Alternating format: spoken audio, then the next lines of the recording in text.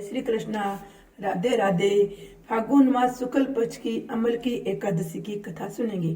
युधिष्ठिर ने कहा, श्री कृष्ण, मैंने विजय एकादशी का महात्म्य जो महान फल देने वाला है सुन लिया। अब फागुन शुक्ल पक्ष की एकादशी का नाम महात्म्य बताने की कृपा कीजिए। भगवान श्री कृष्ण बोले, हे महाभाग धर्मनंदन, सुनो, तुम्हें इस समय वह प्रसंग सुनाता हूँ जिसे राजा मानदत्ता के पूछने पर महात्मा वशिष्ठ ने कहा था। फागुन शुक्ल पक्ष की एकादशी का नाम अमल की एकादशी है। इसका पवित्र व्रत विष्णु लोक की प्राप्ति कराने वाला है।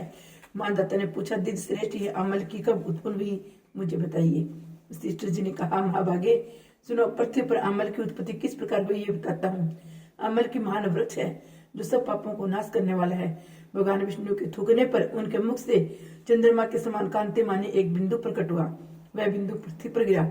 उसी से अमल की आंवले का महान वृक्ष उत्पन्न हुआ। ये सभी वृक्षों का आदि भूत कहलाता है। इसमें समस्त प्रजा की सृष्टि करने के लिए भगवान ने ब्रह्मा जी को उत्पन्न किया। उन्हीं से इस प्रजाओं की सृष्टि हुई। देवता, दानव, गंधर्व, यक्ष, राक्षस, नाग, निर्मल अंत करने वाले महर्षियों को ब्रह्मा जी ने जन्म दिया।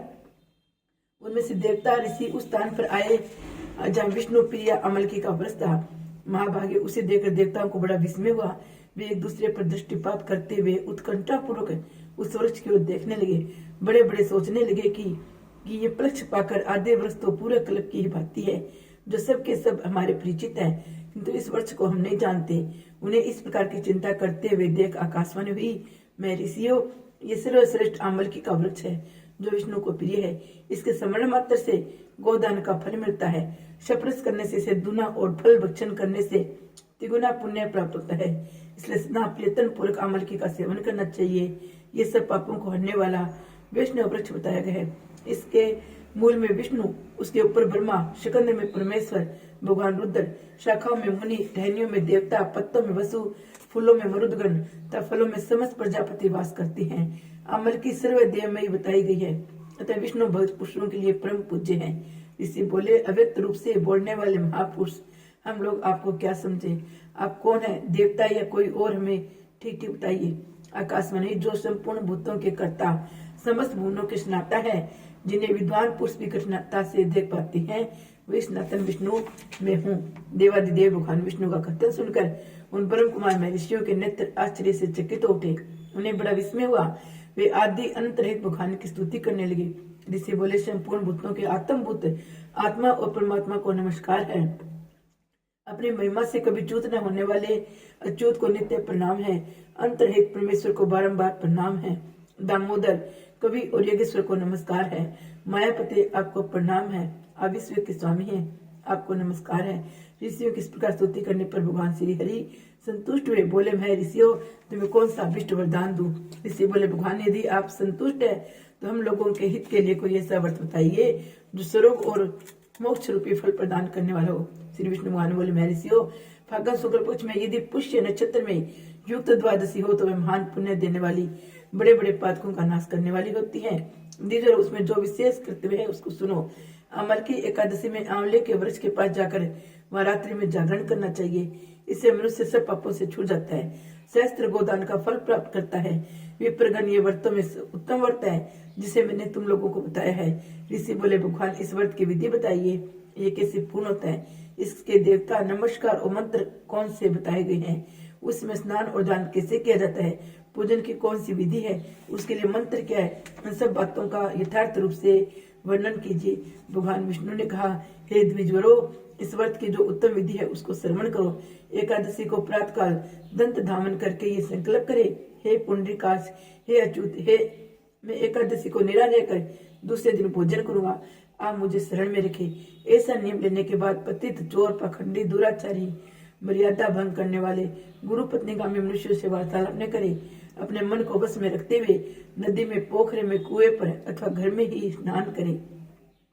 स्नान के पहले शरीर में मिट्टी लगावे। वसुंधरे तुम्हारे ऊपर अश्व और रथ चला करती हैं। था वामन अवतार के समय भगवान विष्णु ने भी तुम्हें अपने पैरों से नापा था।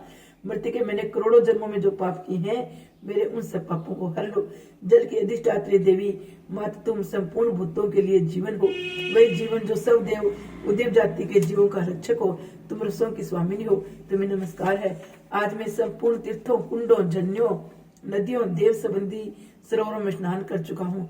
मेरा ये स्नान उस सभी स्नानों को फल देने वाला हो। विद्वान पुरुषों को चाहिए वह परशुराम जी के सोने की प्रतिमा बनावे। प्रतिमा अपनी शक्ति और धन के अनुसार 1 या आधे मास श्रवण की होनी चाहिए। स्नान के पश्चात घर आकर पूजा और हवन करे। इसके बाद सब प्रकार की सामग्री लेकर आंवले के वृक्ष के पास जाए। वहां वृक्ष के चारों ओर की जमीन झाड़ बुहार कर लीप पोत कर शुद्ध करे। शुद्ध की हुई भूमि में मंत्र पाठ पूर्वक जल से भरे हुए नवीन कलश की स्थापना करे।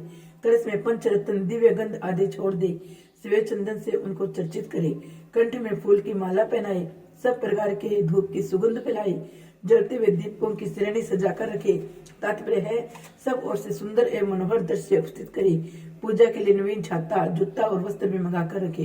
कलश के ऊपर एक पात्र रखकर उसमें दिव्यांग लाजों से भर दे। फिर उसके ऊपर सर्वणमय परशुराम जी की स्थापना करे।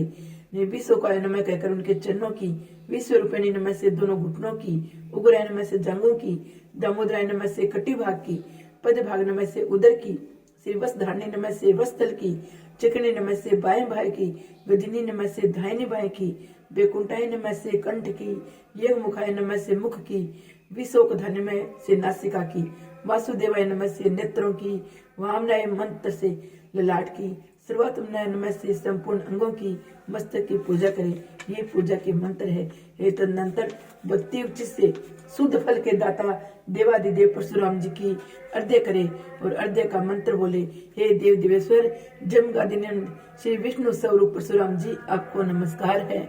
नमस्कार है। आंवले के फल के साथ दिया हुआ मेरा ये अर्घ्य ग्रहण कीजिए। तदनंतर भक्ति उचित से जागरण करे।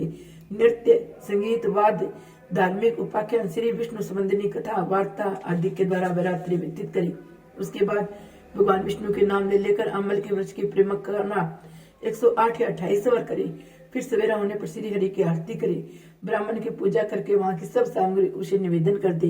परशुराम जी को कलश, 2 वस्त्र, जूता आदि सभी वस्तुएं दान कर दे।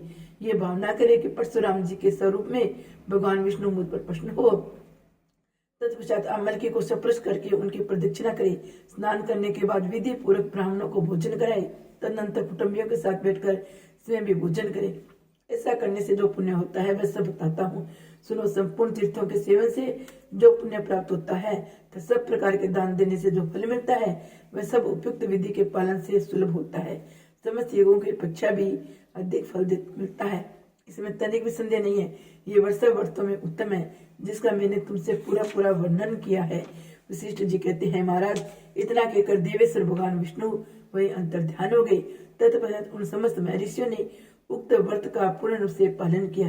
हे नरश्रेष्ठ, इसी प्रकार तुम्हें भी इस व्रत का अनुष्ठान करना चाहिए।